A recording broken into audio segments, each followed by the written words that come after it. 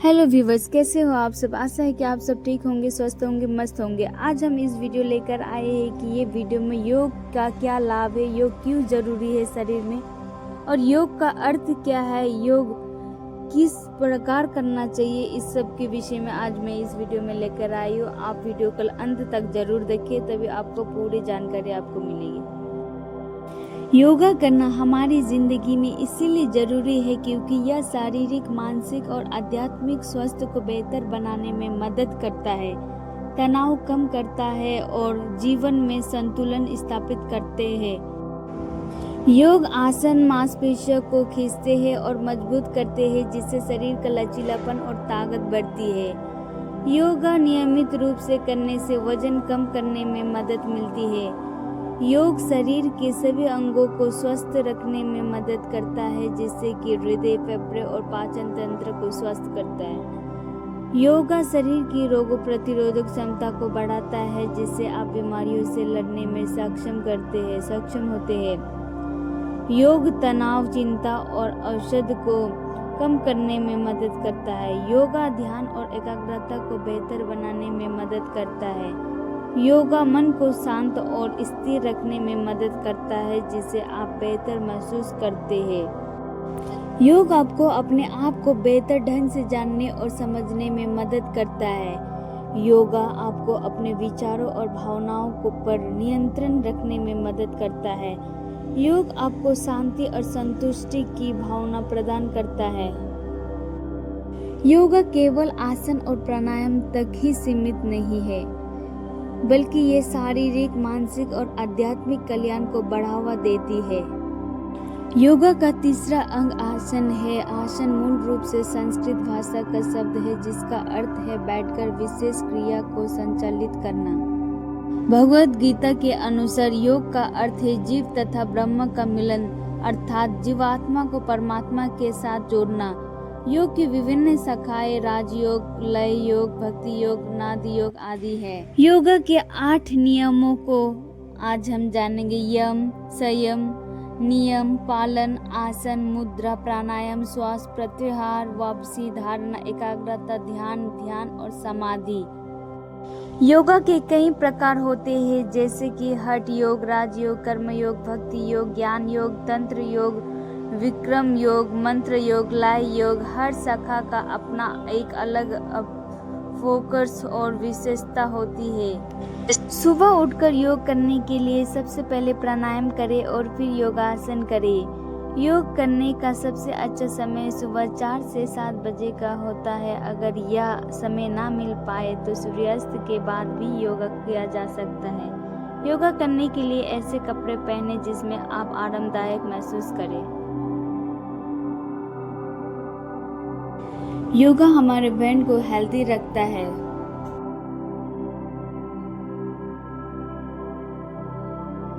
Pancreas को active बनाता है, इंसुलिन को राइट क्वांटिटी में प्रोवाइड करता है, जिसके कारण हमारे डायबिटीज रिलेटेड प्रॉब्लम को क्योर करता है। इसके डायरेक्ट संबंधित हमारे डाइजेस्टिव सिस्टम से है। अगर हमारे डाइजेस्टिव सिस्टम पूरी तरह से स्वस्थ होता है तो सभी प्रकार के बीमार हमारे शरीर से स्वस्थ होता है। उसके लिए हमें योग करना बहुत जरूरी है।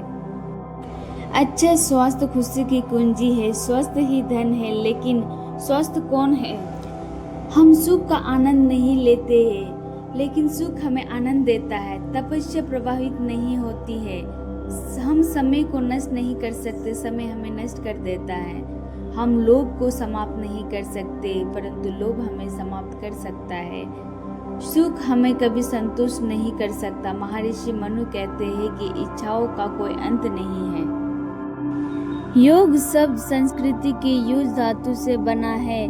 योगा की उत्पत्ति का पता 10,000 साल से भी ज्यादा पहले लगाया जा सकता है। योगा का अभ्यास ऋग्वेद और उपनिषदों में भी मिलता है। योग शारीरिक व्यायाम, शारीरिक मुद्रा, आसन, ध्यान, श्वास, अष्टांग योग के नियमों और पतंजलि के सिद्धांतों में दूसरा मूल कारण कहा गया है। योगा में आसन उसको कहा जाता है जो पद्मासन, सीधासन, सुखासन, पद्मासन, भद्रासन, इन सभी जो कोई भी आसन में आप कंफर्टेबल पोस्चर में बैठते हैं उसको आसन कहा गया है। पोस्चर एक्सट्रीमली इम्पॉर्टेंट होता है ये मेडिटेशन करने के लिए, आसन करने के लिए। इसीलिए पोस्चर को ठीक तरीके से करते हुए आसन प्राणायाम करेंगे तो बहुत ही ज़्यादा बेनिफिट। ब्रह्मचर्य और ऐसे अन्य सिद्धांतों का पालन करें और योगी बनने के लिए पूरी निष्ठा के साथ लंबे समय तक ध्यान का अभ्यास करें। हठ योगा में 84 प्रकार के विभिन्न आसनों का वर्णन किया गया है जो शारीरिक और मानसिक स्वास्थ्य के साथ साथ ध्यान संबंधी मुद्राओं से भी संबंधित है। इन आसनों से पूरा शरीर सक्रिय हो जाता है और लचीला और स्वस्थ हो जाता है। श्वास लेने और छोड़ने पर नियंत्रण रखते हुए शारीरिक मुद्राएं या आसन पूरा करने के बाद प्राणायाम करें। योगा का अभ्यास करने से हमारी सुप्त ऊर्जा पुनर्जीवित होती है। व्यायाम से ऊतकों का कायाकल्प होता है और स्वस्थ नई कोशिकाओं का निर्माण होता है।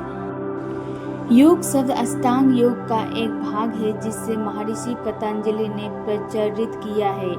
यही वह उत्तर है जिसकी हम सभी तलाश कर रहे हैं। यह कोई पंथ या सिद्धांत नहीं बल्कि संपूर्ण जीवन पद्धति है। विश्व शांति की हमारी खोज का यही एकमात्र समाधान। जैसे अग्नि आदि में तपाने से स्वर्ण आदि धातुओं के मल विकार नष्ट हो जाते हैं, वैसे ही प्राणायाम से इंद्रिय एवं मन के दोष दूर होते हैं। जब मन के साथ पांचों ज्ञानेंद्रियों रुक जाती है और बुद्धि भी निश्चल हो जाती है, उस अवस्था को परम गति कहते हैं। इंद्रियों की उस स्थिर धारणा को योग मानते हैं। इंद्रिय वश में करनी हो अर्थात इंद्रियों से यथा योग्य उपयोग लेना हो तो प्राणायाम का अभ्यास करें। बुद्धि पर से अज्ञान का पर्दा नष्ट करना हो, उज्जवल ज्ञान प्रकाश प्राप्त करना हो तो प्राणायाम से आसन सुबह और शाम दोनों समय किए जा सकते हैं। यदि दोनों समय नहीं कर सकते तो सुबह का समय बेहतर है, इससे मन शांत रहेगा। आसन सुबह खाली पेट दैनिक कार्य करने के बाद या शाम को दोपहर के भोजन के 5 या 6 घंटे बाद किया जा सकता है।